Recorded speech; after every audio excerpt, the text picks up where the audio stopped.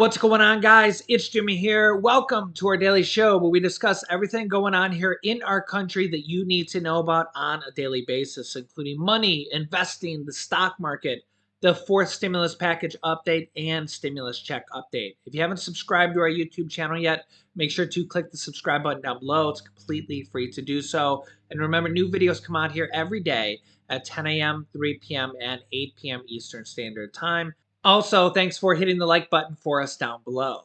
House Democrats reiterate what Senate Majority Leader Chuck Schumer said, that they will be voting on gun rights here. House Democrats say they'll be voting on it here as early June. Quote, a red flag proposal here. Check this out. And this comes after the, sad shooting we had here in Texas that has claimed 21 lives. Yeah, really sad. Yeah, House Democrats will vote early next month on legislation designed to keep firearms from the hands of potentially dangerous people. An indication that party leaders are wasting no time moving on legislation designed to rein in gun violence following Tuesday's massacre at an elementary school in Texas. The legislation, sponsored by Representative Lucy McBath, a Democrat from Georgia, would nationalize so-called red flag laws, which empower courts to issue protective orders barring people from buying or possessing firearms if a judge deems them to be a threat to themselves or others. Which really, you would think that wouldn't apply to that many people. So you would think that this should be a no-brainer, that if a judge rules that if someone is a threat to themselves or threat to others, that they shouldn't be allowed to buy one. I mean, that should be a no-brainer. How this should not pass. I mean, remember, this is a largely Democrat versus Republican thing. Republicans are all for, gun rights and everything like this. I don't see how something like this shouldn't pass. If a judge rules that a person is a threat to themselves or to others, they should not be allowed to buy one. I mean, you let me know your thoughts in the comments, but to me, this seems like a no-brainer. House Majority Leader Steny Hoyer announced that the vote will occur in the second week of June. This reiterates what Senate Majority Leader Chuck Schumer says, that we do need to pass something. Chuck Schumer says he's taken a slightly different approach, saying that we will work with Republicans and we will craft a bipartisan bill to pass something so that we can get some type of law passed to help shore up something to improve gun safety. You can let me know your thoughts, as we've had 213 mass shootings in the United States in just the first 21 weeks of the year. Yeah. And then check this out. This is crazy.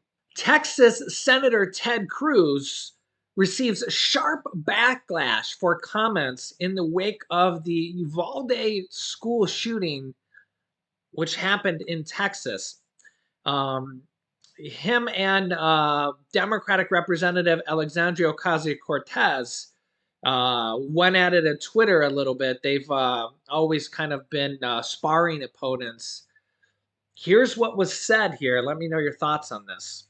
Ted Cruz immediately received backlash denouncing his lack of commitment to gun reform and loyalty to gun rights groups. And messages of condolences have been rolling in after what happened in Texas at the elementary school. That includes Senator Ted Cruz, who represents the state where this happened. He's received sharp backlash for his comments that critics thought seemed to prioritize gun rights over human rights, where at least now 19 children and 2 adults have passed away, which is just so sad. Shortly after the news of the shooting began circulating, Cruz released a statement which said in part, quote, Heidi and I are lifting up in prayer the entire Uvalde community during this devastating time, and we mourn the lives that were taken by this act of evil. That comment, which Cruz also published to his Twitter account, immediately drew criticism. House Representative AOC replied with, Aren't you slated to headline a speaking gig for the NRA in just 3 days? In Houston, no less. You can do more than pray. Faith works. Faith without works is dead. Cruz is, in fact, scheduled to speak at the National Rifle Association's Leadership Summit in Houston over Memorial Day weekend. He's also received $176,274 in campaign contributions from the NRA, according to Brady United, a nonprofit advocating. So he's received a lot of money from the NRA. I wouldn't be surprised if it was a lot more than that. And Cruz got a lot of criticism here, like people saying after 16 people were killed in a hot air balloon in Lockhart, Texas, Ted Cruz authored and passed a federal legislation improving safety rules. But after the shootings in El Paso and Santa Fe, Texas, he blamed mental illness for gun violence. And they said, quote, thank God there's no hot air balloon lobby. Yeah, so this is the problem, right? Another person on Twitter noted Texas has seen tragedy after tragedy, but Senators Ted Cruz and John Cornyn have done the unforgivable, block even the most common sense gun reform at every turn. In Texas, you must be 18 years old in order to buy a handgun or long gun. However, there is no age restriction on who can be in possession.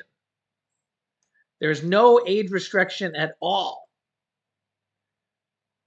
So, I mean, you could be a 10-year-old. So, yeah, I mean, we got this and we got the women's rights movements. Two major issues right now that are coming to the spotlight here in America and are going to be voted on. Well, one's going to be voted on by Congress and one's going to be voted on by the Supreme Court. Both elected officials, well, the Supreme Court is kind of elected officials, not really elected by the people per se. They're elected by the Senate, which is a little bit different. But yeah, I mean, literally, people's rights are at stake here in different ways or form, and things could be changing here. And depending on your point of view, could be good, could be bad. Things could be definitely changing here. And the question is reform needed? Does it need to be changed a little bit? Does it need to be changed a lot? Do things need to be shored up here a little bit? Yeah. And these issues definitely, and comment down below, let me know your thoughts. It's one of those things where like people have very, very different opinions. My opinion with the whole gun thing is that I think that it needs to be shored up a little bit. I think that there's some no-brainer ones, like if a judge declares that you're not safe, that's that's a no-brainer. It's a no-brainer. Like you shouldn't be allowed to have one or buy one. I mean, how is that not a thing? Seems like a no-brainer. You can let me know your thoughts here in the comments. But I mean, there seems like there should be some no-brainer ones that should be passed. I like Senate Majority Leader Chuck Schumer's idea. Don't try to force a bill down Republicans' throats, per se. Uh, try to work with them and pass a bill with them. I like the sense of bipartisanship. I like the spirit of bipartisanship. The question here is, will Republicans pass anything? Now, honestly, I don't think that Republicans like Ted Cruz will pass anything. I think that they're just too what's the politically correct way to say this? They work too closely with the NRA. It's just, I mean, they're literally sponsored by the NRA. So, I mean, they are. But they're only going to need probably 10 Republican votes here. So there's going to be some Republicans that will vote for stuff like that. So they can work with some Republicans. Where Mitch McConnell falls on this, I don't know yet. He's from Kentucky, so he's probably pretty right leaning when it comes to those type of items here. So, but I like Senate Majority Leader Chuck Schumer's idea. Let's work with Republicans, Democrats, Republicans work together, and let's pass some type of safety laws here. Let's shore things up because honestly, this type of stuff happens way too often. And let's just try to improve things a little bit. A little bit. I mean, it's better than doing nothing, right? Let me know your thoughts here. The problem here is that these things are going to happen, and we're never going to be able to prevent them all. It's really sad. All right, switching gears here. Bipartisan groups. Speaking of bipartisan groups of people working together. Bipartisan group here of state senators propose gas tax suspension and other cuts ahead of budget debate here. This is for the state of Massachusetts here. I like to see groups of lawmakers working together. Check this out. The Senate's Republican minority leader is calling for his colleagues to consider a series of tax amendments he says will assist those most in need of relief. Senate Republican caucus members have proposed more than 30 ways to cut taxes to help people face the challenges they are dealing with, from high housing costs, gas prices at record levels, and inflation that continue to rise at alarming rates. Gloucester Senator Bruce Tarr, told the Herald in an emailed statement. The Senate Committee on Ways and Means issued their budget, $2 billion over last year's spending proposal, during a joint press conference with Senate President Karen Spilka. Said that the $49.7 billion state budget his committee developed was light on policy and focused on fiscal matters. Ahead of that release, that their tax revenue surplus of $2 billion had called on her members to consider some sort of tax relief for constituents before the end of the legislative session on July 31st. The budget was issued without any such relief, though, with state revenues wildly exceeding what we need to operate, and a fiscal 23 budget spending increase of $2 billion. We should pursue every means possible to help taxpayers with the economic challenges of these times, they said. And at an estimated cost of $175 million, we have offered an amendment that would suspend the state's gas tax until September 5th. That proposal comes as the price of gas in the state sets or approaches records daily.